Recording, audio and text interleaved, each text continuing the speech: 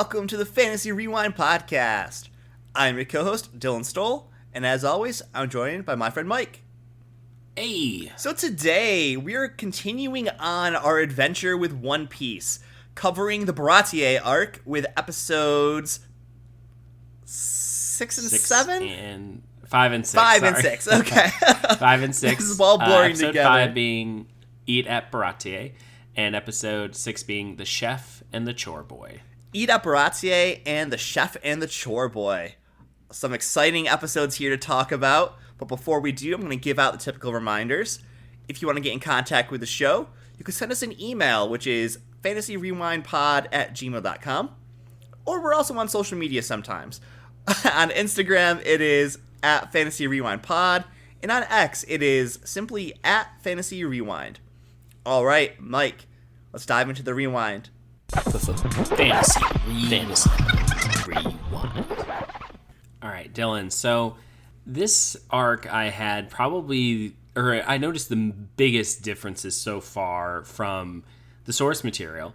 And I didn't hate it because I can see what they're doing in terms of like trying to make the sort of big fight that happens at the end of the first season here have its sort of precursor now.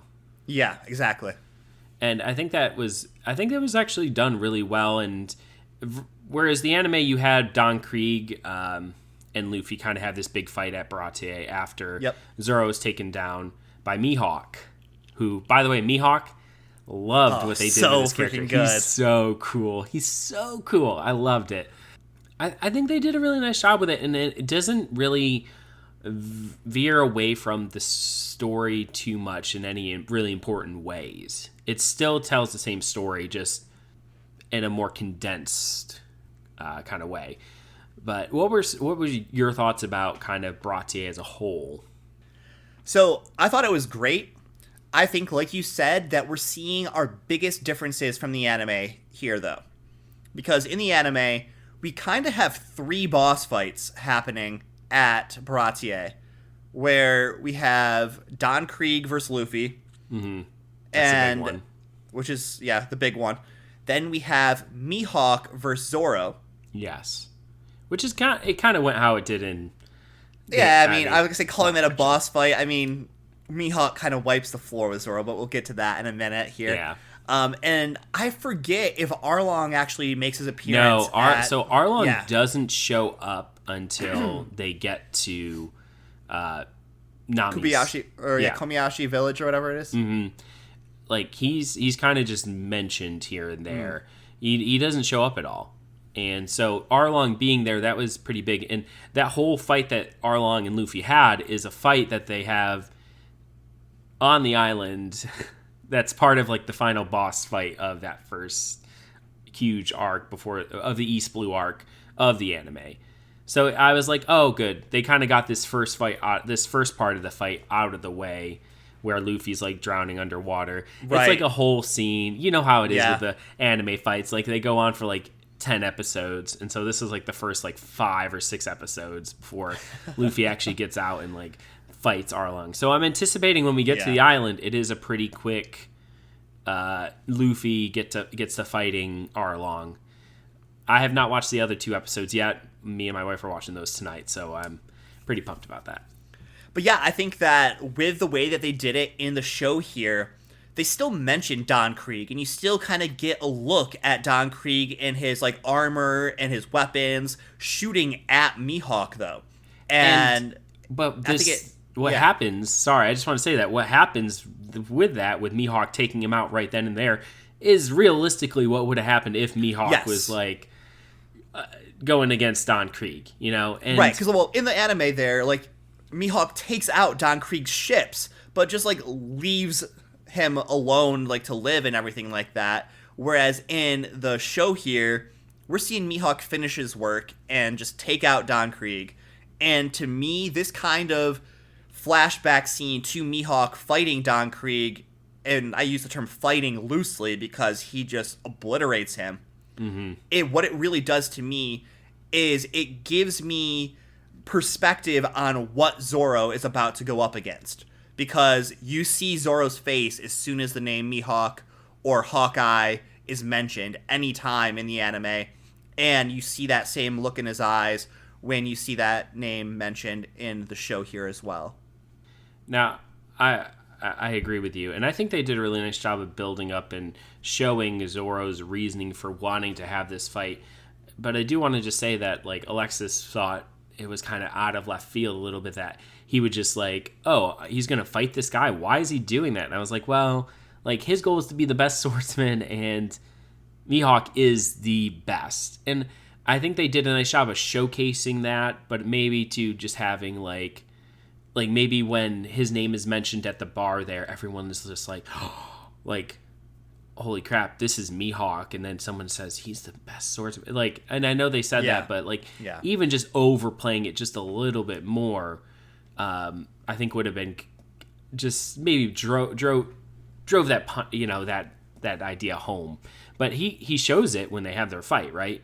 Oh yeah. He pulls out the little tiny his little necklace dagger, and basically takes out Zoro just with that. And I really do, though, and I know we're kind of getting a little ahead of ourselves in the episode, but I really do love this fight scene, and I love how Mihawk blocks all three of Zoro's attacks at the same time with his little dagger. Mm-hmm. But I also really like the progression of the fight, where Mihawk acknowledges Zoro's skills and knows that, yes, you are a very skilled swordsman, you're not on my level, but let's see what you got. I'm not going to kill you, but I'm going to severely injure you, and I'll give you the honor of doing it with my big-ass sword.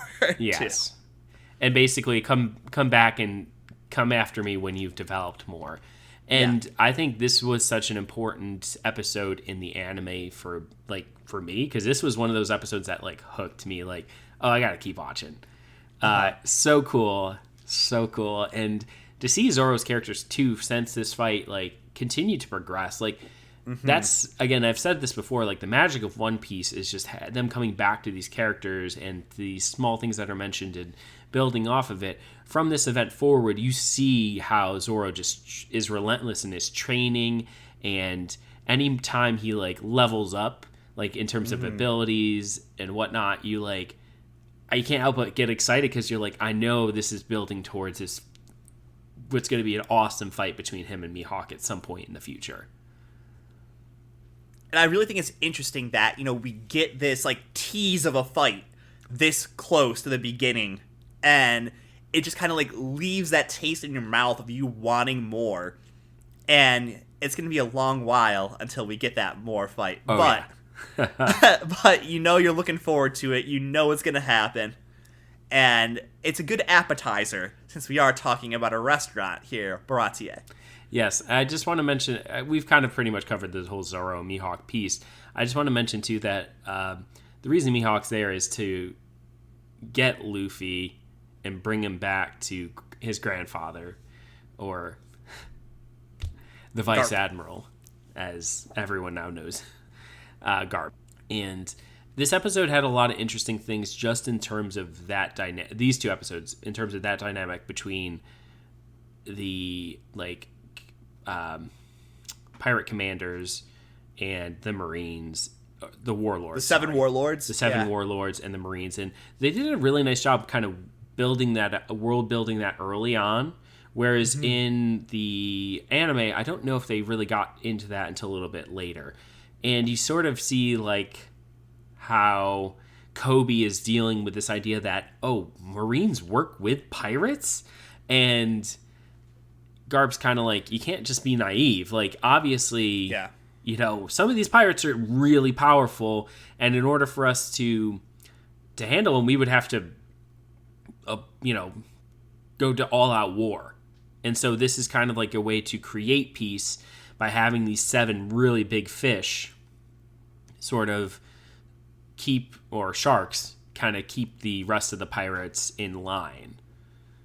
So and like you said, I really do like how this episode, on top of everything else we've talked about and that we will continue to talk about, is really Colby getting, like, a peek behind the curtain of what it actually means to be a Marine commander. and like that not everything is as cut and dry as Marines good, pirates evil, Marines attack all pirates. There are sacrifices, there are, gray lines that have to be drawn blurred lines that have to be crossed and everything. And I think Garp kind of shepherding Kobe along the path to seeing what it takes to be a successful Marine Vice Admiral is just a good little change that we don't really get this early on in the series in the anime. Because while in the anime Garp does bring Kobe and Hamepo like under his wing and everything, you don't really see him teaching them those lessons this early in the series yet. Yeah, and going in depth like this. Yeah. Because you do see like them training to be stronger and stuff. Yeah. Also, too, you get early on that Garp is Luffy's grandfather, and kind of the impact that has on both the Straw Hat Pirates, which I thought was more in depth than it is in the anime. And then also you have the impact of that on Kobe as a Marine, like seeing this. It also is used to reinforce the fact that Luffy is his own person, and he is a pirate because that's who he is. And it's not a bad pirate type thing. He's Luffy.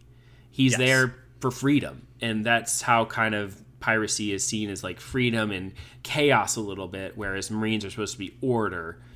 But it's not quite as cut and dry as we learn throughout these episodes. And so I think that was really well done. It's really funny too because like in the anime, like I just finished the Water 7 Enos Lobby arc. So good. And so the revelation that Garp is Luffy's grandfather doesn't happen until the aftermath of the Enos Lobby arc. So them fast tracking this with the show here on Netflix is giving us like some extra tension, extra drama early on here. And like you said, I think it does offer like good perspective of where Luffy is coming from and like the choices he's made. It's good stuff. I do also like the little line, the little Easter egg there. Mihawk's like turns to Luffy as he's leaving, and he's like saying how, because Luffy's a wild card, quote unquote, according to Garp, when he's trying to get Mihawk to take care of him. Mihawk's interested in him, and he tells Luffy, he's like, I like your hat. And it's a connection because Mihawk does actually know where it came from. Yes, Shanks. And so that's fun. I hope we get to see a bit more of Shanks as we go through this season too. Anyway, let's get kind of focused in here. I think we need to talk about two main things, really, because we know, if you've watched the episodes, you know that they come to the restaurant to get some food after escaping the Marines. I think we really need to talk about Sanji. Yeah. And, oh gosh. And Nami. And Nami. Arlong. Yeah, kind of their arcs there with Arlong too coming in. But Sanji and the head chef. Oh my gosh. Yeah, I know. Zeph, yes. Zeph. We got to kind of talk about them and their relationship. Yes. Because there is some differences here too from the anime, which I thought was a little on the grosser end of things. I mean, honestly, it's not a difference. Huh?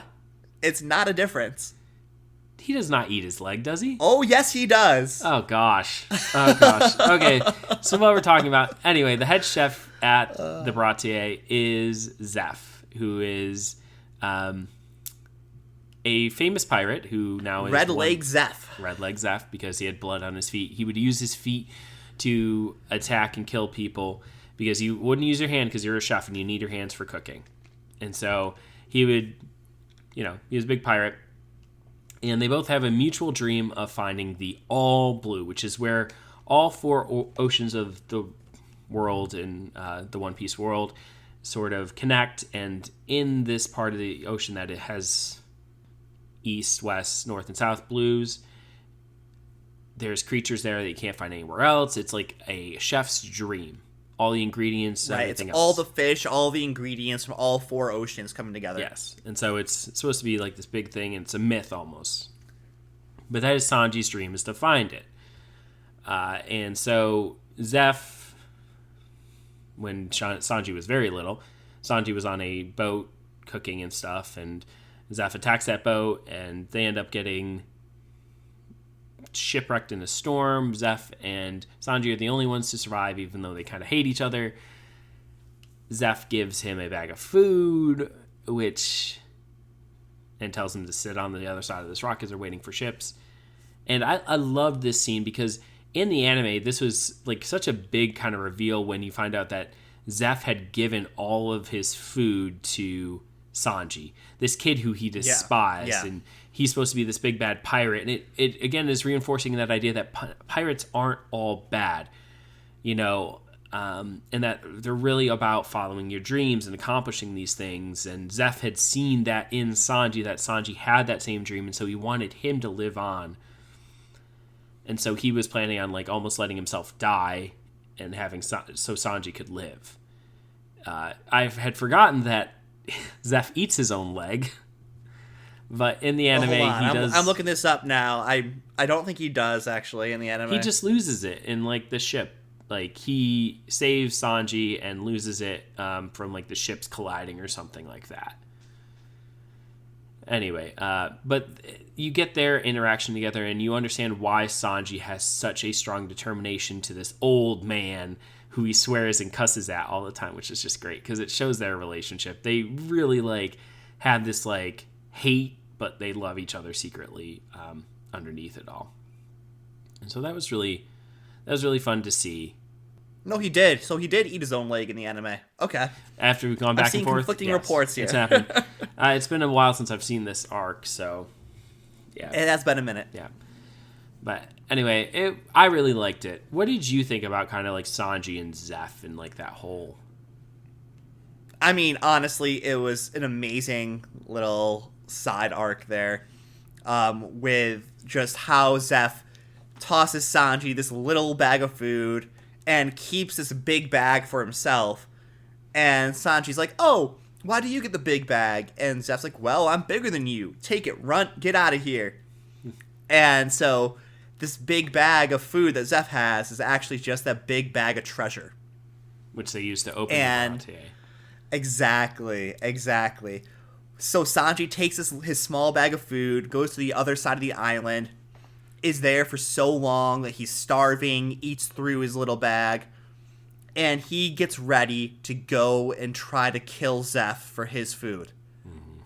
He gets over there, and when he realizes that it's just treasure and that Zeph has had nothing to eat other than his own leg this whole time, he just breaks down and like loses it, realizing that Zeph sacrificed himself for him.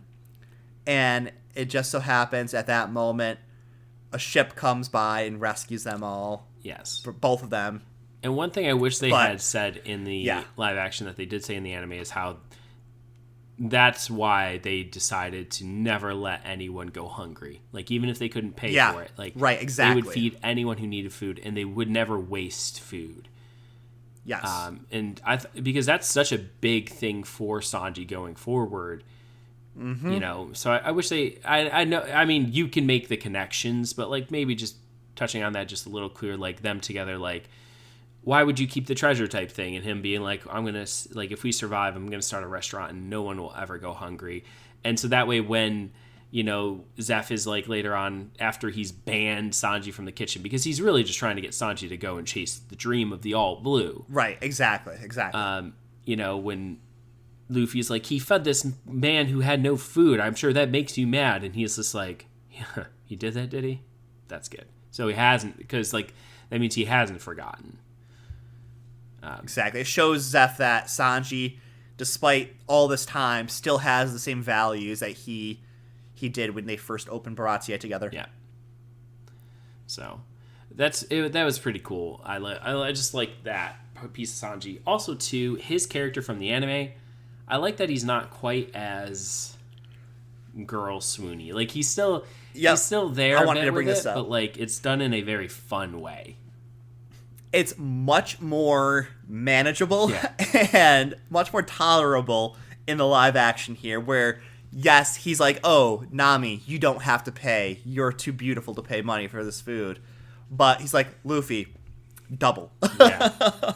And gonna but do he's chores. not like, yes, you're chore boy now. He's not like, oh, Nami Swan, whoo, all weird and stuff like he is in the anime. So it's a great change. Again, so far, like, I know I might be like just biased because I like the live action a lot, but I think that all the changes they have made to these characters so far, Sanji, Usopp, Nami, it's all for the better. And I'm really glad that they have made the changes that they did. So let's kind of finish up talking about kind of Nami's arc throughout this and the final fight there with Luffy and the big baddie. Arlong. So in this episode 2, we have Nami sort of getting upset that Luffy didn't tell them about Vice Admiral Garp being his grandfather. And like she was like venting about it to Zoro, like, "Why aren't you upset about this?" And he's like, "No, not really," because he's like, "We don't really know each other that well," which is a good point. They're a new crew. Yeah. So him and Nami start having a little drinking game, and you find out that Nami's from a small village and had no friends, and because you already have Zoro's background, so you're getting little bits and pieces here, but you can tell there's something kind of holding Nami back from all this, right? And she really is. She's mad at Luffy when Zoro fights and kind of blames him because he's not being a captain. He's not taking ownership and making the hard decision. And Luffy's like, I'm never going to get in front of you guys, like basically saying in front of anyone for following their dreams, right? Exactly. Unless it was kind of counteracting his dream, like, and then I'm sure he would stand up for himself. Yep. But Nami's really upset about this, and Luffy does start to take, like, I do need to be a little bit more decisive and make some stronger choices going forward. Right, he needs to be the captain. And so Nami is kind of having this, but you also notice too that throughout in between some of these scenes, she's packing up her stuff. It's like she's getting ready to go. And there's a point where she asks for passage out of the Baratie before the morning, and you think she might leave prior to Zoro's fight. She ends up staying, which is a bit of a surprise.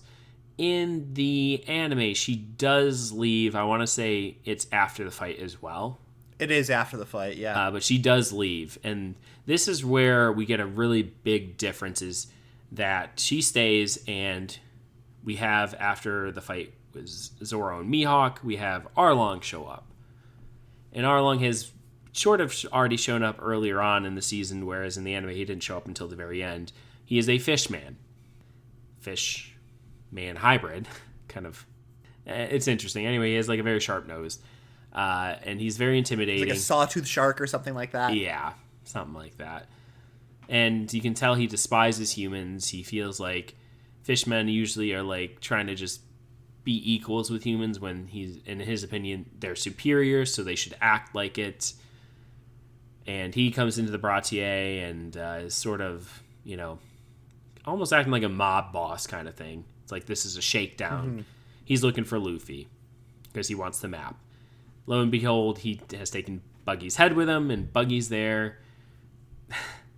And Buggy's head is there. Buggy's head is there. And I liked that change. I really did. I thought that was fun.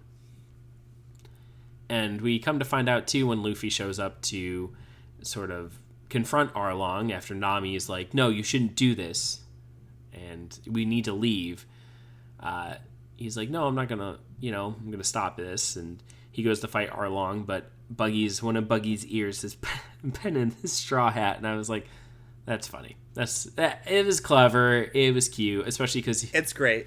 Buggy did tell him before, like, I have eyes and ears everywhere. Like, he literally had an ear following him and listening to everything he'd said. So, him and Arlong fight. You see the impacts of seawater on a devil fruit user. I thought the fight was pretty good. It got interesting later on once Luffy got Arlong out of the restaurant.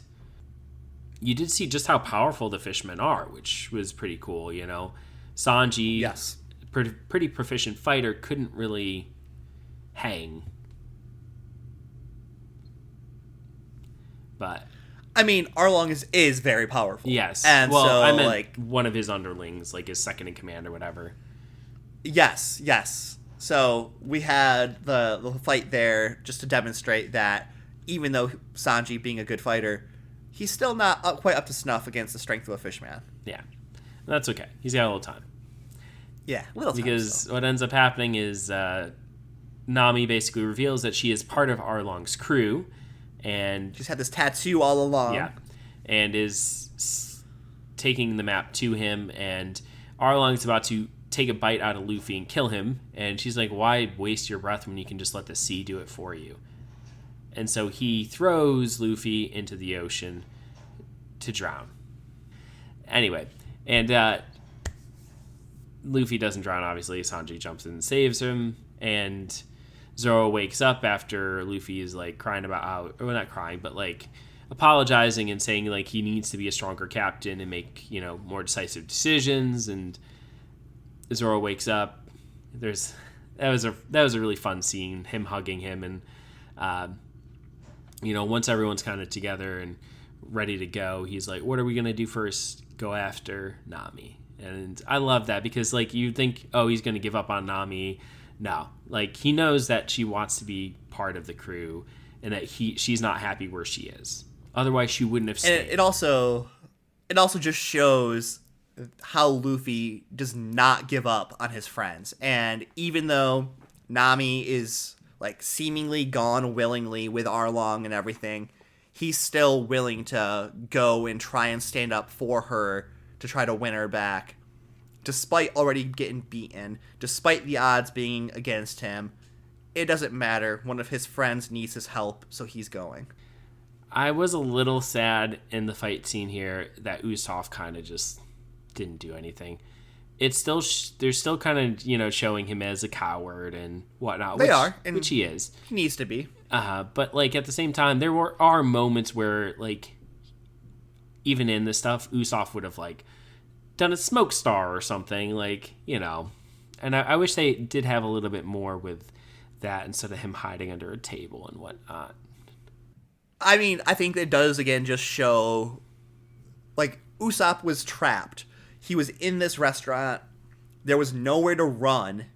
If he did do like a smoke star, where would he run to? Like hide on a ship instead of under the table? Yeah, that's true. So like I get like Usopp just staying there and hiding and everything, because he is a coward, at least right now, and everything. So he has not become the brave warrior of the sea that he portrays himself out to be, even though he does kind of like dress up as like a swaggering captain when they first enter Baratie, which is a little funny, and he tries to play up his whole Captain Usopp persona there. I'm excited to see him transform at some point. Still waiting in the anime. Yeah. But we do see Sanji does join the crew, kind of reluctantly, but he decides to go with Luffy to try to pursue his dream. Chase the All Blue. Chase down the All Blue. Kind of needed a boot in the butt from Zeph in order to get out that door finally, but he ends up making the decision. Join the Straw Hats. And now they're sailing for Arlong with the help of Buggy, the head of Buggy. I really do think it's funny how Buggy is being included more in the live action so far. Mm-hmm. And just kind of being the clown bit character that he is. And it's working. Because he's a funny character as far as like just everything that he can do, and very, very anime-y, but it's working so far, and I do appreciate his inclusion. I agree. In the live action. And like you said, it's kind of like the Adventures of Buggy, the side stuff, without some of the more ridiculousness of it. So I'm cool with it. Yes. But next stop is Arlong Park, and the showdown between Arlong and Luffy. And more about Nami's backstory. Yes, and we get to find out more about Nami and why she's a part of the Arlong Pirates. And also her dream, which hasn't been revealed. We know pretty much everyone else's dream in Yeah. the crew. We know Luffy's dream to be king of the pirates. We know Zoro's dream to be the greatest swordsman, and he reaffirms that with his vow to Luffy as his first mate. He will never lose a match again. Yeah, which is interesting. We have Sanji's like dream of the all blue. We have Usopp's dream about being a captain, A brave warrior of the sea. yeah, a brave warrior of the sea, a captain. Kiz is kind of an amalgamation too, because like also C's dad probably is in there. That's probably part of his dream too, yeah. All right, but I think that's going to do it for us. And so when we come back next time, we will wrap up our coverage of the One Piece live action, taking down the battle between Arlong and Luffy. Until then, this is going to be Two Nerds signing off. See ya. See ya.